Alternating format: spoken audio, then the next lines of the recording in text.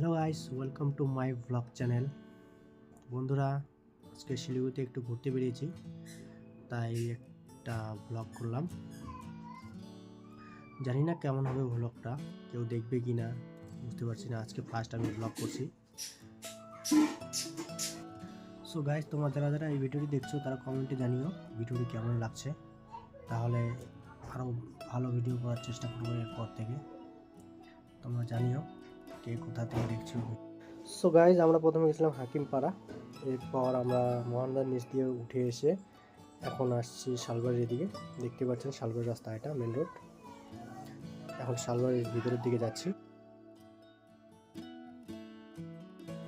Guys, এখন আমরা আসছি শালবাড়ির বাজারের ভিতরে। আজকে শালবাড়ি বাজার আছে, দেখতে পাচ্ছেন এটা শালবাড়ি বাজার। বাজারের মাঝখান দিয়ে আমরা যাচ্ছি,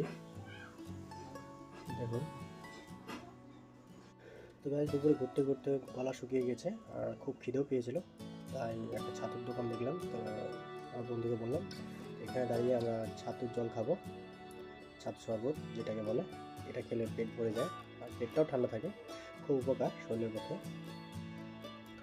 দেখতে পাচ্ছেন এখন পেঁয়াজ কেটে দিচ্ছে, তারপর লঙ্কা দিবে।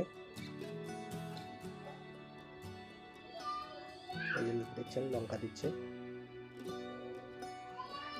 এটা ভালো মতো করে শরবতের মতো বানিয়ে দিবে লেবু দিয়ে, খুব সুন্দর। তোমরাও খেয়ে দেখতে পারো গাইস, এটা খুব ভালো শরীরের পক্ষে, একদম শরীর ঠান্ডা থাকে গরমের মধ্যে। সো গাইস, ভিডিওটি যদি ভালো লাগে তাহলে লাইক কমেন্ট শেয়ার করে দিও। আর ভিডিওতে যদি ভালো ভিউজ আসে তাহলে এরকম ভিডিও আরও বানাবো।